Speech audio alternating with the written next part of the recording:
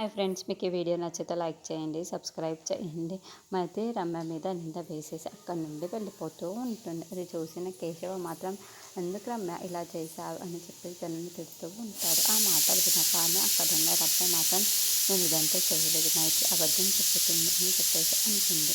ఇంతలో అక్కడున్న వాళ్ళ చిన్నత్తయ్య మాత్రం ఎందుకు రమ్య ఇలా చేస్తున్నావు, నువ్వు ఇలా చేయడం వల్ల నీ కాపురమే కోల్పోతుంది, నీకు ఆ విషయం అర్థం కావటం లేదు అని చెప్పేసి అంటూ ఉంటుంది.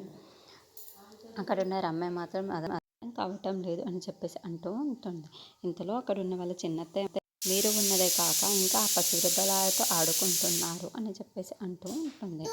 ఇంతలో అక్కడున్న భానుమతి ఎటువంటిదో నాకు పూర్తిగా తెలుసు, తను ఒక హంతకురాలు, తను ఏమైనా చేయగలదు అని చెప్పేసి అంటాడు.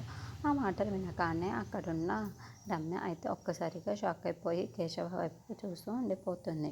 ఇంతలో అక్కడున్న కేశవ మాత్రం తను ఎలాంటిదో నాకు పూర్తిగా తెలుసు, తను చెడ్డది, అలాంటి దానికి నువ్వు సహాయం చేస్తున్నావు, చూడు నువ్వు ఎలాంటి దానివో నాకు ఇప్పుడిప్పుడే అర్థమవుతుంది అని చెప్పేసి అంటూ ఉంటాడు.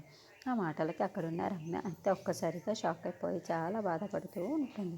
ఇంతలో అక్కడున్న కేశవ మాత్రం నువ్వు ఇలాంటి పనులు చేస్తావు అని నేను అస్సలు ఊహించలేదు రమ్య, నువ్వు ఇలాంటి దాని వల్ల నేను అస్సలు అనుకోలేదు, అందరిని ఇరకాటంలో పడేసి నువ్వు ఇప్పుడు హ్యాపీగా ఉన్నావు కదా, నువ్వు సంతోషంగా ఉండు రమ్య అని చెప్పేసి అంటాడు.